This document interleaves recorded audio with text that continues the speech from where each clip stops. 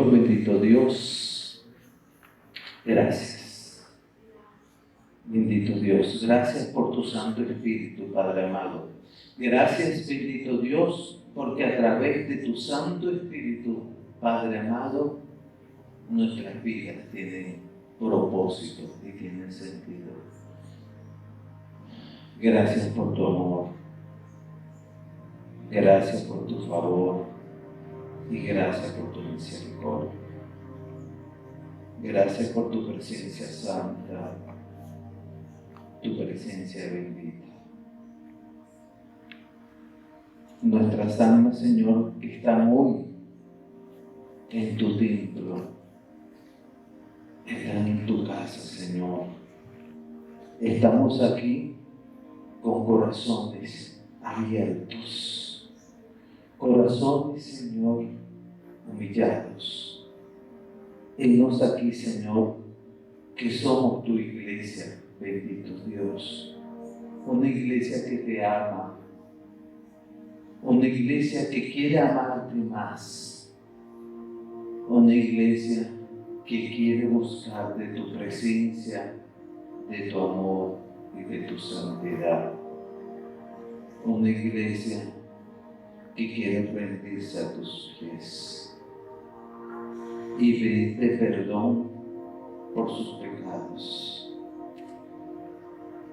una iglesia que quiere andar, Señor, no solamente en el conocimiento, sino en una profunda comunión, Señor.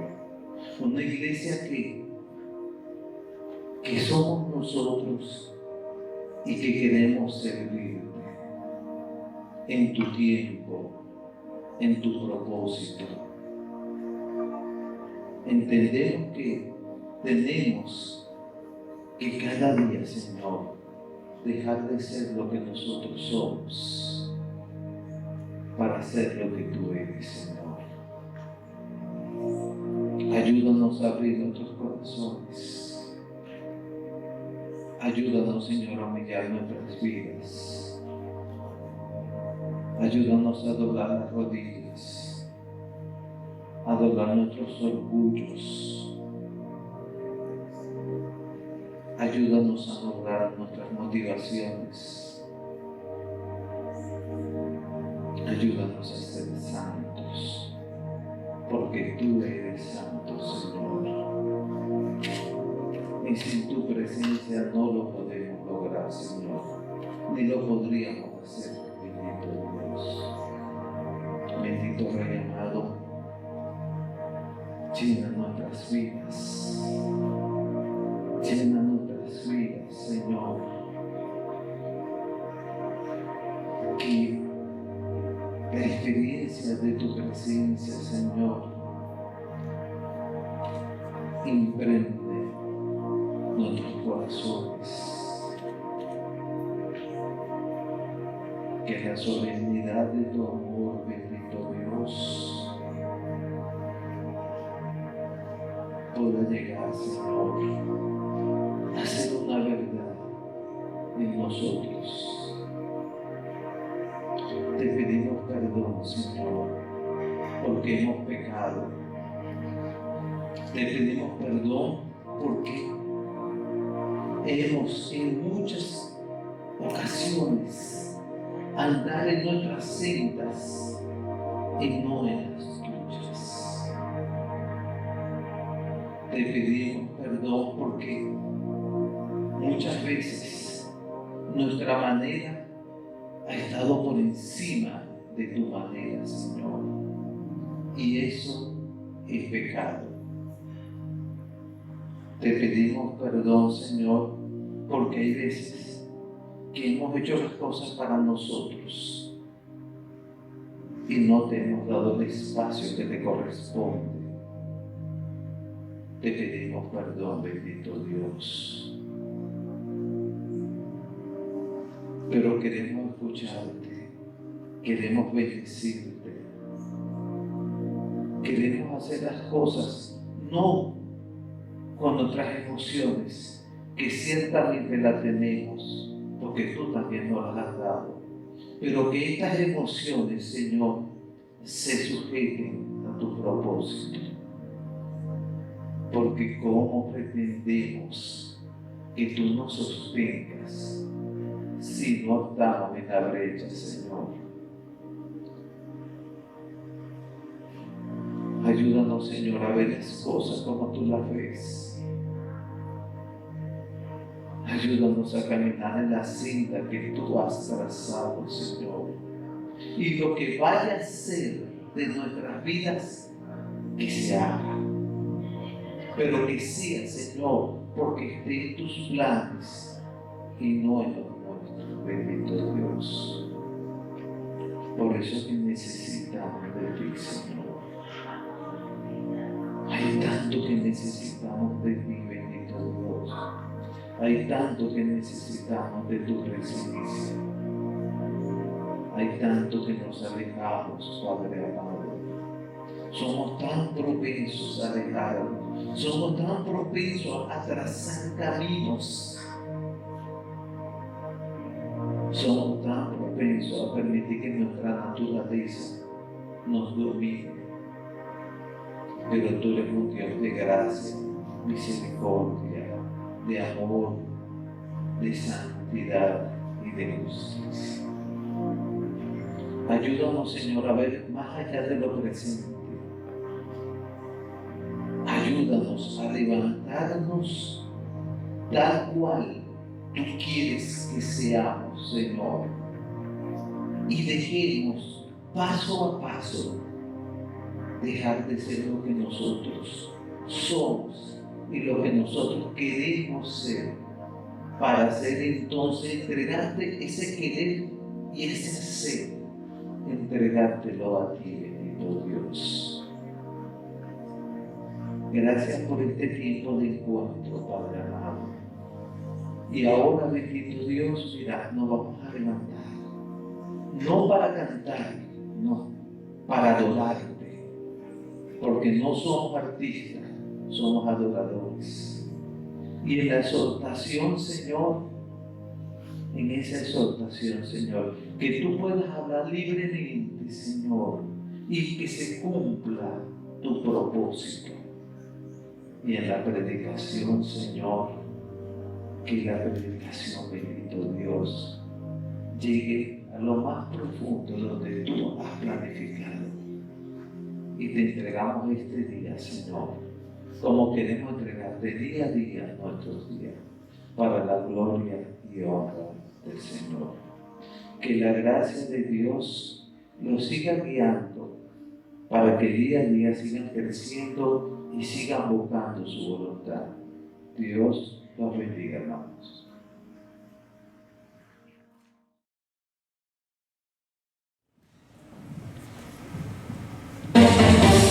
Bueno, tiene que apoyarme con sus palmas.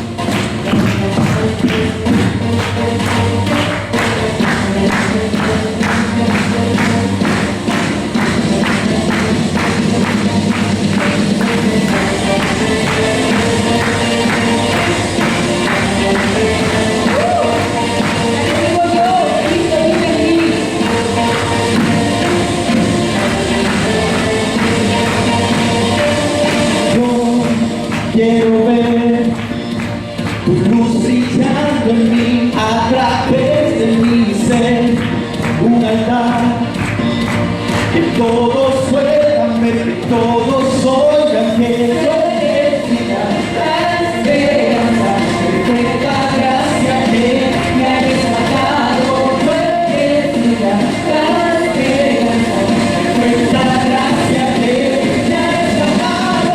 Ya no vivo yo, Cristo vive en mí, bajo quiero ser en tus manos. Ya no vivo yo, Cristo vive en mí, bajo quiero ser en tus manos, Señor.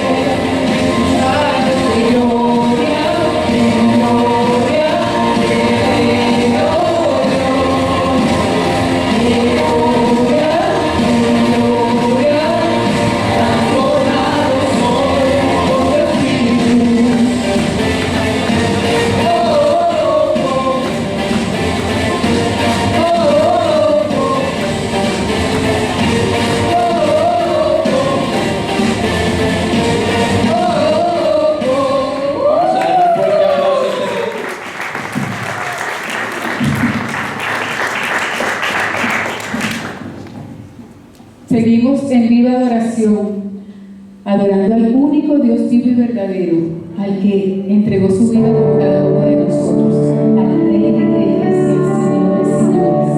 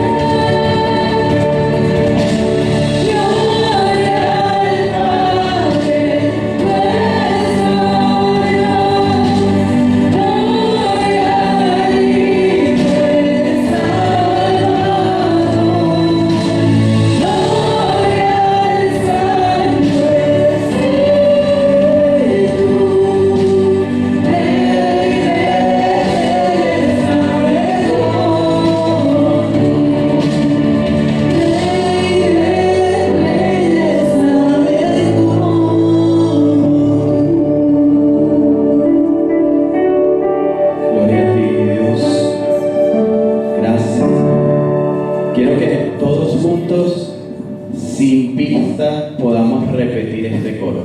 Dice: Gloria al Padre nuestro Dios, gloria al Hijo el Salvador, gloria al Santo Espíritu, Rey de Reyes, nadie hay como tú. Señor,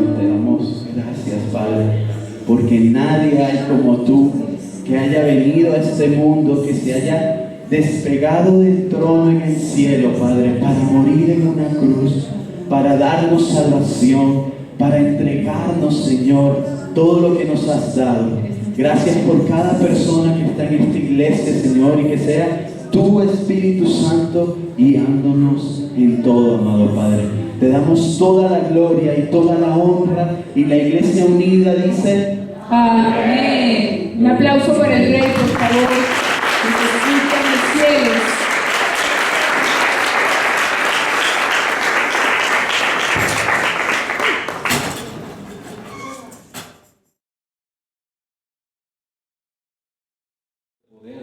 Llevar, ministrar y hablar tu palabra, Señor.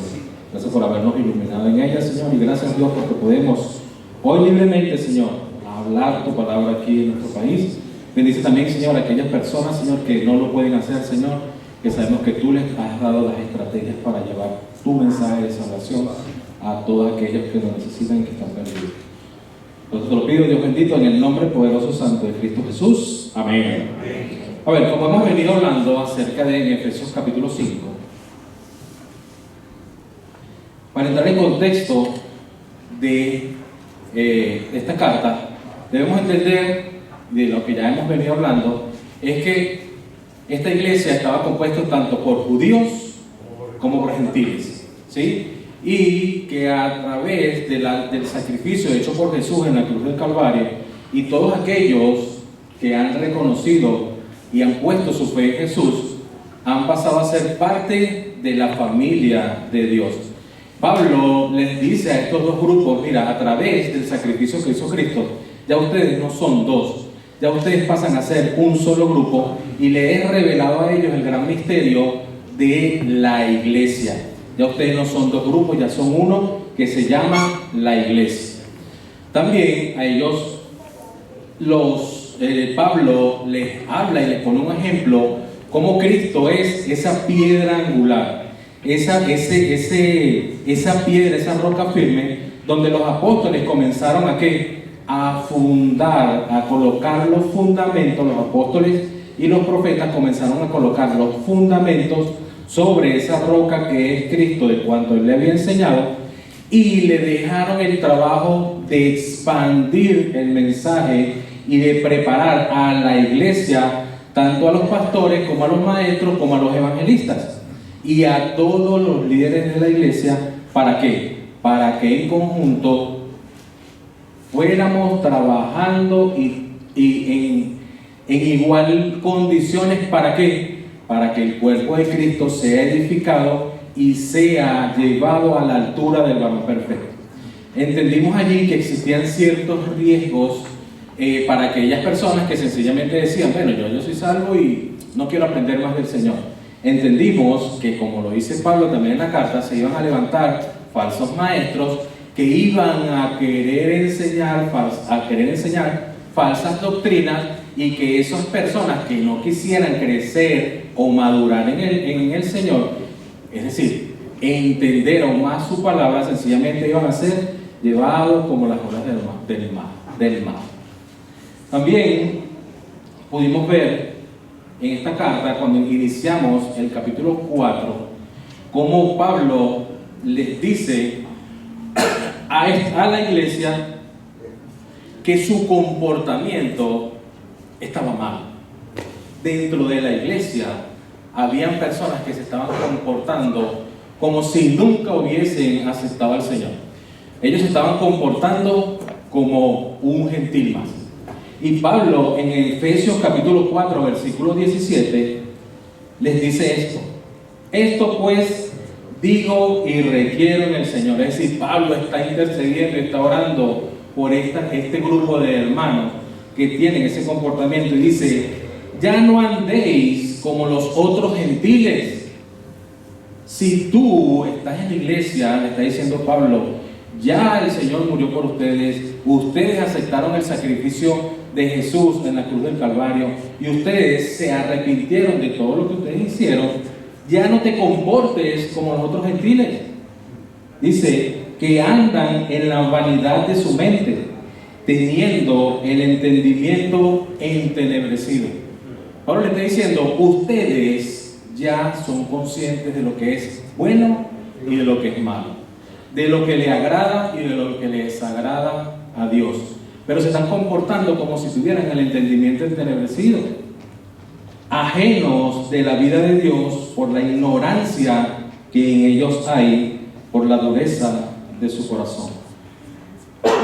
Y Pablo comienza a desglosar ciertos comportamientos que estos hermanos estaban trayendo a la iglesia, que fue lo que la predica que dio el pastor Adán hace 2 semanas.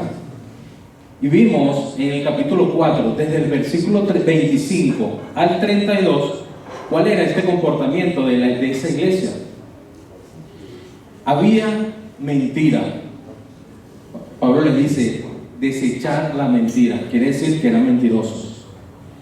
Eran calumniadores e injuriadores. ¿Por qué? Porque Pablo les dice, hablar solo verdad. Cada vez que estos hermanos o estas personas se molestaban, no solo ofendían a sus hermanos, sino que pecaban con su comportamiento hacia Dios. No dice la palabra que hacían, solamente es imaginar que el hecho de que se molestaban y que pecaban contra Dios, ahí da mucho que pensar, porque Pablo le dice, airaos, pero no pequéis. Quiere decir que cuando se ponían bravos, pecaban contra Dios. Habían enemistades. Había personas que duraban tiempo hasta sin tratarse, sin hablar entre ellos, que no había una amistad sincera. Porque Pablo les dice, no se ponga el sol sobre vuestro enojo. Si estás molesto con una persona, no dejes que caiga el día o que suba el sol en el día siguiente para pedirle perdón.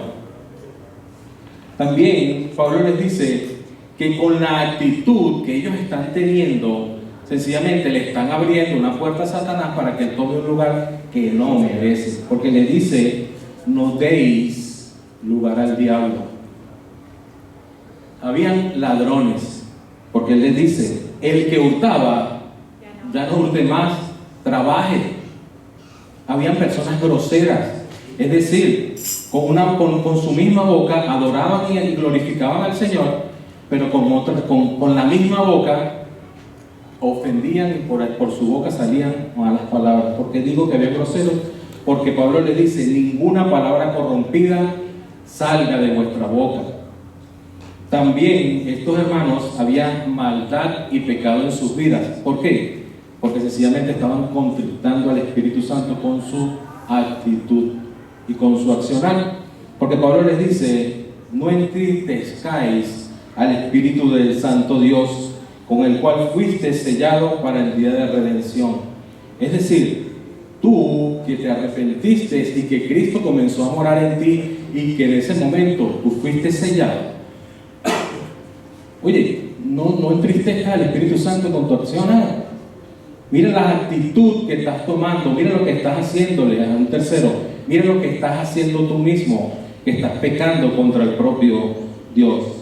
Dentro de esta iglesia había amargura, había enojo, había ira, había gritería, había maledicencias, y dice que había toda malicia, dice la palabra de Dios terminando ese capítulo. Y este comportamiento, Pablo les pone un ejemplo que deben seguir para dejar su vieja manera de vivir, porque estaban viviendo como si Cristo no hubiese llegado a ellos. Pablo les dice en el capítulo 5, versículo 1, que fue el tema predicado por el pastor Iván, le dice, sed pues imitadores, es decir, hagan lo que hace el Señor o lo que hizo el Señor Jesús, porque ya Pablo les había dado instrucciones acerca de cuál era el comportamiento de Jesús, y le dice, sed pues imitadores de Dios como hijos amados, y andad en amor como también Cristo nos amó y se entregó a sí mismo por nosotros, ofrenda y sacrificio a Dios en olor fragante. Pero no solo esta iglesia tenía estos pecados, sino que Pablo comienza a hablarle de unos pecados aún mucho más fuertes que estaban dentro de esa iglesia. Dentro de esa iglesia había fornicación, había inmundicia, avaricia, habían palabras deshonestas, habían necedades, que es el sinónimo de estupideces, habían truhanerías, que su sinónimo es trampa. Es decir, estos hermanos eran tramposos también. Entonces, wow, qué difícil es pastorear una iglesia así, ¿no? Qué difícil es pastorear una iglesia que tenga todas estas características que Pablo está allí llamándole la atención a la iglesia en Éfeso. Después de allí, cuando terminó el pastor Iván acerca de todos estos pecados inmorales que cometían estos hermanos, vámonos al versículo 5, que es la prédica que vamos a ver el día de hoy, del por qué Pablo les dice que dejen este comportamiento, y les dice, recordándole lo que Pablo le había dicho a esta iglesia en Éfeso cuando él los estuvo pastoreando. Cuando él estuvo guiando a esta iglesia, él ya les había tocado este tema, y aquí en esta carta quiere recordárselo y le dice, porque sabéis esto. Quiere decir que Pablo ya se lo había dicho, y Pablo entendía que ya esta iglesia entendía que ese comportamiento era pecado delante del Señor, y le dice, porque sabéis esto, que ningún fornicario o inmundo o avaro, que es idolatría o es idólatra, es decir, porque quiere satisfacer su necesidad y está colocando a la persona por encima de Dios, y porque quiere satisfacerla y adorar a la persona, dice que ningún fornicario, ningún inmundo, ningún avaro, que es idólatra, tiene herencia en el reino de Dios. Recordemos algo, mis hermanos. Pablo no le está hablando a los que están fuera de la iglesia. Pablo le está hablando a la iglesia en Éfeso. Y algo tenemos que tener claro, y aquí Pablo lo deja muy, y es enfático, que ninguno fornicario, ningún inmundo o ningún avaro va a tener herencia en el reino de Dios. Dios sencillamente nunca va a tolerar, mis hermanos, el pecado, y el pecado no tiene espacio en el reino de Dios. Ahora bien, Pablo no solo le está diciendo a la iglesia de Éfeso, o no solo se lo habló a la iglesia en Éfeso, de que aquellas personas que tengan como patrón de vida fornicación, que sean inmundos, que sean avaros, estoy hablando como patrón de vida. Estas personas, Pablo sencillamente no solo se lo habló a la iglesia en Éfeso, también se lo habló a los corintios. Vámonos un poco hacia atrás, 1 Corintios capítulo 6, vamos a leer del 9 al 10.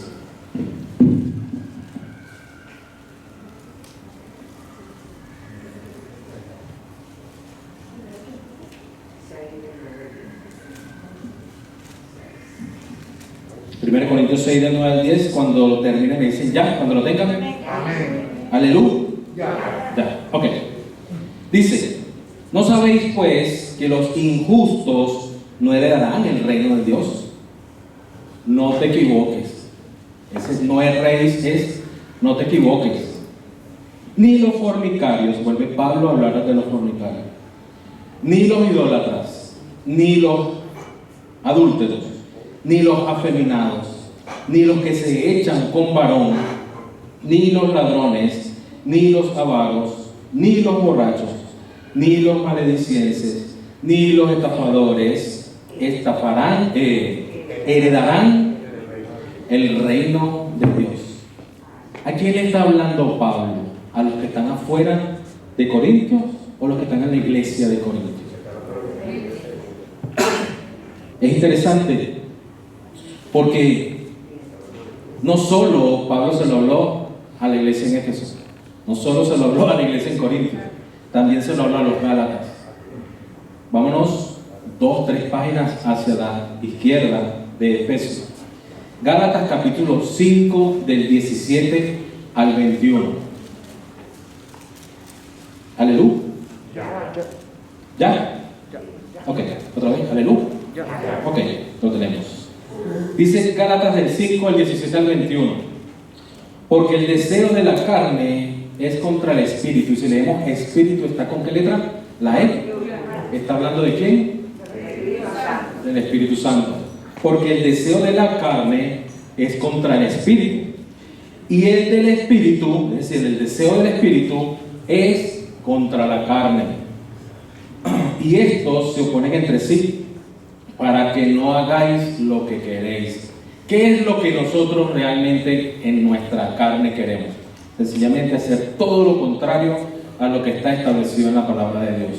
Cuando no conocemos al Señor y no tenemos esa palabra que nos dice esto es malo, esto es pecado, para nosotros es igual.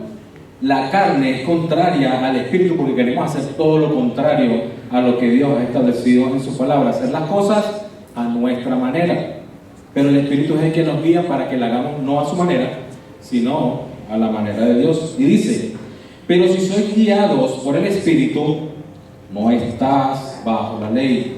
Y manifiestas son las obras de la carne. Recuerden que nosotros, la carne no produce frutos, nosotros no producimos nada bueno, los frutos es del Espíritu Santo. Entonces, ¿cuáles son las obras de la carne? Son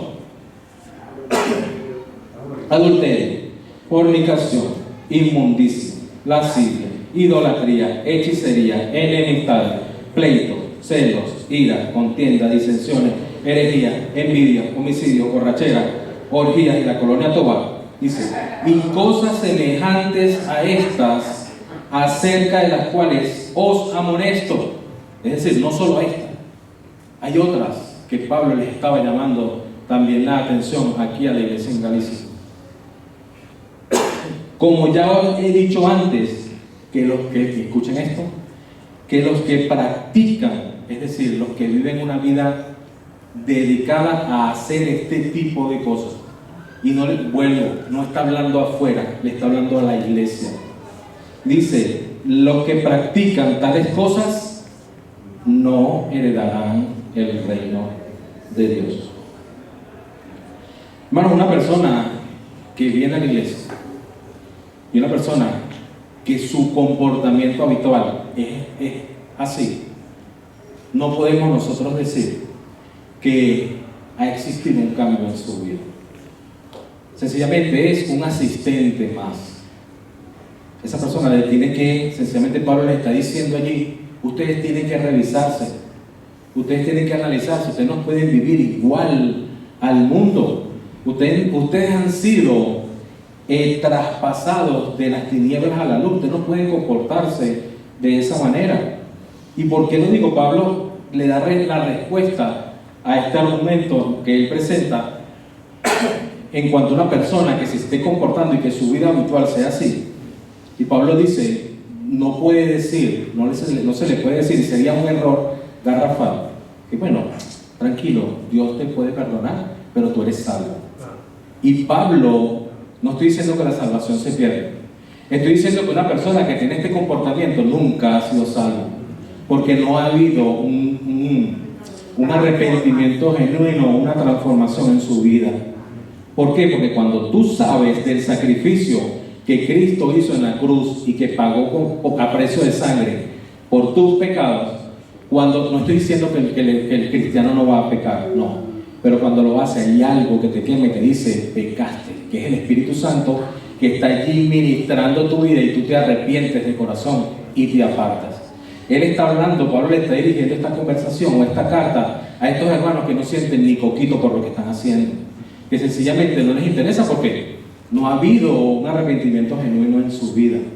Entonces, ¿dónde se basa Pablo? ¿Cómo me baso yo que lo que Pablo está diciendo? La respuesta está en el versículo 6. Pablo dirige su atención ahora a los que están cometiendo ese tipo de pecado y dice, nadie os engañe con palabras vanas. Es decir, nadie te diga, no vale, tranquilo, cuando tú vienes a la iglesia, nada, tú eres salvo ya, tú no vas a tener consecuencias. Mira lo que dice, porque por estas cosas, es decir, por lo que ellos están haciendo, viene la ira de Dios sobre los hijos de ¿quién? Los hijos de desobediencia. Entonces, aquí Pablo realmente les dice no que no vamos a pecar nosotros, porque nosotros podemos pecar por acción, por omisión, hasta por el pensamiento. Pero está por ello el Señor coloca, o Dios, su palabra primera de Juan 1:9, que Él es fiel y justo cuando nosotros nos arrepentimos. Y arrepentirse es apartarse, no es sencillamente decir, vale, yo me arrepiento, como el Señor sabe, me arrepiento, lo hago y me arrepiento, lo hago y me arrepiento. Eso no es así. Por eso el Señor coloca, Él es fiel y justo cuando tú vas y confiesas tus pecados a Él es fiel y justo para perdonarlo. Pero cuando ya tú conoces que eso es pecado para Dios, cuando ya tú conoces que eso es ofensa para el Señor, y le llamo ofensa por no repetir la palabra pecado, porque pecado es pecado, entonces ahí es cuando viene algo interesante que nos lo dice Hebreos capítulo 10.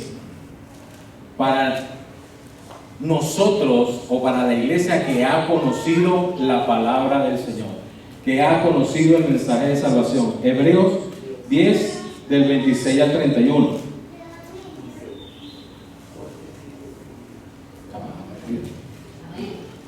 Amén, lo tenemos. Y dice,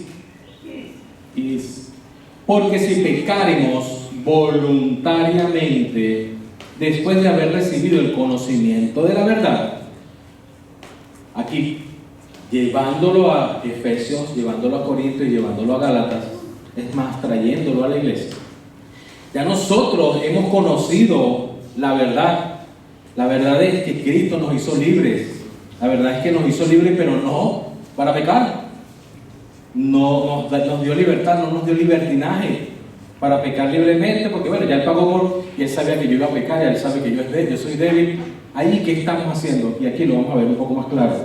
Y dice, porque si pecáramos voluntariamente después de haber recibido el conocimiento de la verdad, ya no queda más sacrificio por los pecados. Es decir, ya no vamos a crucificar nuevamente a Jesús, o ya no vamos a agarrar lo que hacía la costumbre que tenían ellos de ir al templo y sacrificar un animal para que le tapara el pecado. Ya no queda más sacrificios por los pecados. Miren lo que dice aquí, sino una horrenda expectación de juicio. Es decir, ¿será que Dios me va a perdonar o no me va a perdonar? Y ¿por qué dice que es horrenda la expectación? Hermano, porque el día del juicio, cuando estemos frente al Señor, no sabremos si saldremos ganadores o perdedores. Y yo no quiero jugar a perdedor. Todos queremos jugar a ganador. Porque el asumir ese riesgo de perdedor es un riesgo que te va a costar toda la eternidad. Entonces dice, sino que es una horrenda expectación de juicio y de hervor de fuego que ha de devorar a los adversarios. El que viola la ley de Moisés por el testimonio de 2 o 3 testigos muere irremisiblemente. Es decir, si alguien violaba la ley del hombre, de Moisés, y estaba arando la tierra el día de reposo, y había 2 testigos que le habían visto hacerlo, y alguien lo llamaba y lo presentaba ante un tribunal, y estos 2 testigos afirmaban que él estaba arando la tierra, dice que irremisiblemente tenía que morir. Él tenía que morir lapidado. ¿Por qué? Porque estaba violando la ley del hombre, la ley de Moisés. Ahora miren lo que dice. ¿Cuánto mayor castigo pensáis que merece el que pisotee al Hijo de Dios y tuviere por inmunda la sangre del pacto en la cual fue santificado e hiciera afrenta al Espíritu de gracia? Imagínense ustedes, si estas personas tenían que morir por violar la ley del hombre, imagínense los que conocemos la palabra del Señor y que sabemos acerca de la verdad y lo que le ofende a Dios, y que lo hacemos sencillamente por el libertinaje que pensamos que Dios nos ha dado, y cometemos pecado sencillamente para satisfacer la carne, sin importar el sacrificio que hizo Jesús. La Biblia misma lo dice, que es una advertencia, que horrenda expectación del juicio tendremos para nuestras vidas. Dice además, pues conocemos que el que dijo, mía es la venganza, yo daré el pago, dice el Señor. Y otra vez el Señor juzgará a su pueblo. Horrenda cosa, wow, horrenda cosa es caer en las manos de ¿quién? Entendemos algo, que la salvación es por gracia y no depende de los pastores, de los líderes. La salvación depende de Dios. Pero una persona que tiene este tipo de comportamiento, difícilmente podemos decir que ella es una persona que ha sido salvada y alcanzada por el Señor. Este tipo de personas tiene que revisarse. Este tipo de personas sencillamente tiene que llegar al Señor, humillarse y decir: Señor, perdón. ¿Por qué? Porque su comportamiento, según lo que establece la Biblia, va a tener un castigo irremediable. Porque ¿qué pasa? Nunca ha sido salvo. ¿Sí? Ahora bien, Efesios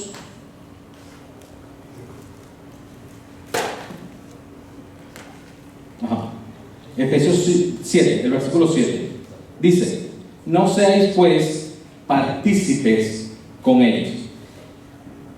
Pablo ya les habló al grupo que estaba cometiendo este pecado y ahora se va al otro grupo y les dice: no seas partícipes con ellos. Es decir, tú sabes, o ustedes saben, que esto está sucediendo dentro de la iglesia y ustedes no están haciendo absolutamente nada, y allí tú te estás, Pablo a los Efesios, tú te estás haciendo partícipe y estás siendo cómplice del pecado que está cometiendo esa persona. Tú sencillamente estás pecando por omisión.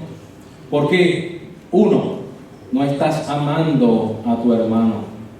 No le estás diciendo: hermano, usted está pecando contra Dios.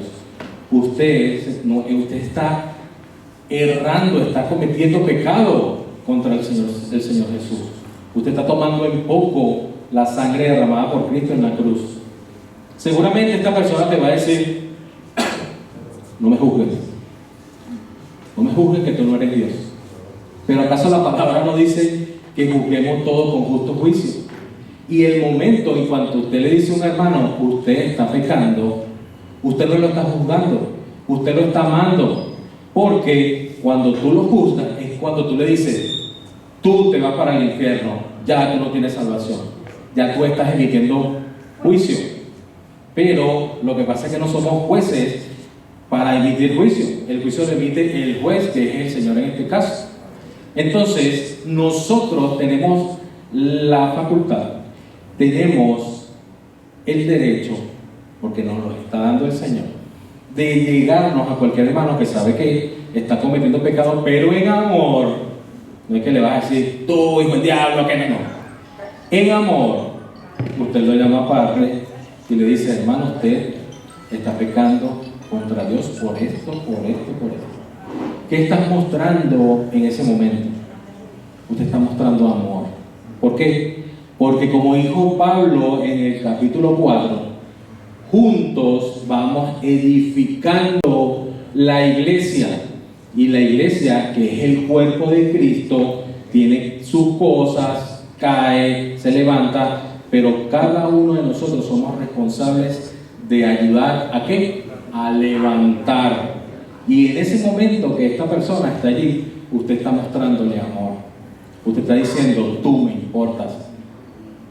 Tú, con tu actitud, estás mostrando algo distinto. Tú dices ser cristiano, pero tu comportamiento es totalmente contrario.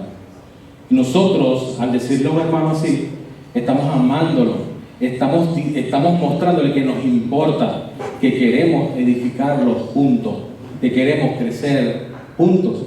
Y eso muestra el amor de Cristo. Por ello que Pablo le dice: no seas partícipe. Es decir, no te calles, háblalo, dilo. Ahora, Pablo habla algo bien interesante, que él ya lo había hablado en el versículo 2, y él dice, en el versículo 8, dice: porque en otro tiempo, es decir, antes de creer en Jesús, en otro tiempo eras tiniebla. Es decir, tu pensamiento, tu acción, tu actuar, todo estaba en oscuridad. Más ahora, es decir, desde el momento en que creíste en el Señor y que entendiste la verdad, más ahora sois luz en el Señor.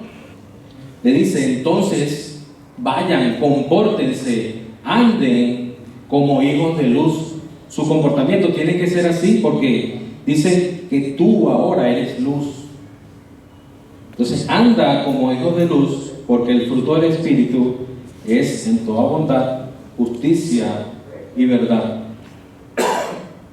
Colosenses capítulo 1, versículo 13, también nos dice de cómo era ese comportamiento, cómo era el comportamiento de las personas antes de conocer a Cristo. Dice, el cual, Jesús, nos ha librado de la potestad de las tinieblas y trasladado al reino de su Hijo amado. Esto es como estar en ¿cómo se llama la isla donde está el metro? ¿El metro? En el andén. En el andén estamos en tinieblas, pero pasa un tren que se llama Jesucristo, donde nos podemos montar para la salvación. En el momento en que nosotros damos el paso de cruzar la raya amarilla y nos montamos en el tren de la salvación, nadie nos puede bajar. Pero el comportamiento que tenían estos hermanos sencillamente era del lado del andén. Entonces, Pablo le está queriendo decir, antes estabas en el andén, antes estabas montado en la oscuridad, pero cuando Cristo llegó a tu vida y agarraste y tomaste ese tren de la luz, compórtate como luz que eres. Y Pablo se lo había dicho ya en Efesios capítulo 2, de ahí le había dicho de dónde Dios lo había sacado. Vámonos al capítulo 2 del 1 al 9 y dice en Efesios, y Él os dio vida a vosotros cuando estabas muertos en delitos y pecados. Éramos vivos muertos, sencillamente. Estábamos vivos en la carne, pero muertos en el espíritu. Dice, en los cuales anduvisteis en otro tiempo, siguiendo la corriente de este mundo, conforme al príncipe de la potestad del aire. ¿Saben quién es el príncipe de la potestad del aire? Ese mismo. El espíritu que ahora opera en los hijos de desobediencia, entre los cuales también todos vosotros vivimos, pero ¿qué dice? En otro tiempo, en los deseos de nuestra carne, haciendo la voluntad de la carne y de los pensamientos. Y éramos por naturaleza hijos de ira, lo mismo que los demás. Es decir, lo mismo éramos cuando estábamos fuera de la voluntad del Señor, ¿no? Pero Dios, es decir, pero Dios anula todo lo que se ha dicho. Es decir, ya tú no eres. Porque Dios, que es rico en misericordia, por su gran amor con que nos amó, aun estando nosotros muertos en pecados, nos dio vida juntamente con Cristo. Por gracia soy salvo. Y juntamente con Él nos resucitó. Y asimismo nos hizo sentar en lugares celestiales con Cristo Jesús, para mostrar en los siglos venideros las abundantes riquezas de su gloria en su bondad, para con nosotros en Cristo Jesús. Porque por gracia sois salvos por medio de la fe. Y esto es interesante, porque la fe tampoco es nuestra. Esto no es de vosotros, es decir, la fe, pues es un don de Dios. No por obras, ¿para que qué? Para que nadie se gloríe. Hermanos, el comportamiento de estas iglesias era realmente, era como decir el mercado de Quinta Crespo o el mercado de Coche. Ahí todo el mundo hacía lo que le daba la gana. Era un desastre total. Pablo le continúa allí para ir terminando. Dice, ustedes que ya conocen y son luz, ustedes pueden estar comprobando lo que es agradable para Dios. Es decir, ustedes saben lo que agrada y lo que no le agrada a Dios. y no participes en las obras infructuosas de la tiniebla, sino más bien repréndelas. Allí es la autoridad que Dios nos da para poder reprender, no solo cuando nos llega a nosotros esa tentación, sino también para poder reprender a los hermanos que han caído en ella. Y el versículo 12 dice: porque más vergonzoso aún es hablar de aquellos que hacen en secreto. Estos hermanos cometían sus pecados y sencillamente iban dentro de la iglesia y se lo comentaban a todo el mundo. Miren lo que hice con ella, con ellas o con ellos.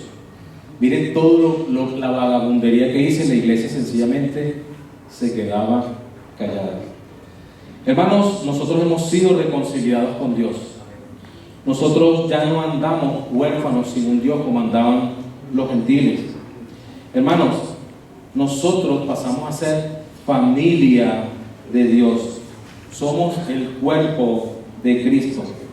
Hermanos, nosotros hemos sido, como inicia la carta, santos. Es decir, nosotros hemos sido apartados por Dios.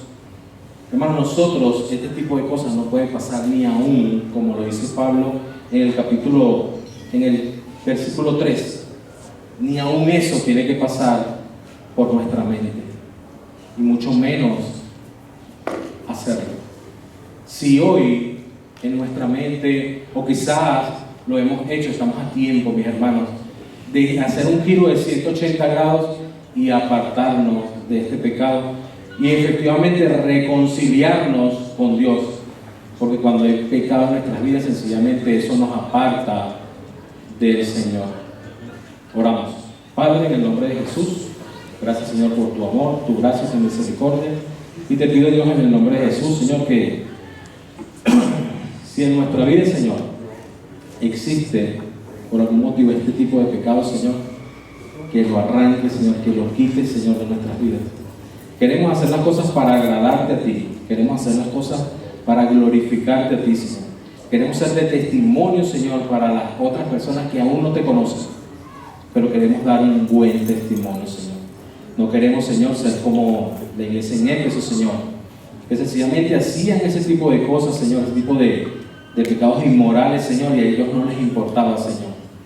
Realmente, Señor, estaban caminando, Señor, fuera, Señor, de tus caminos. Te queremos pedir, Señor, que si en algún momento, Señor, nosotros lo hemos hecho, Señor, queremos sinceramente pedir perdón, Señor.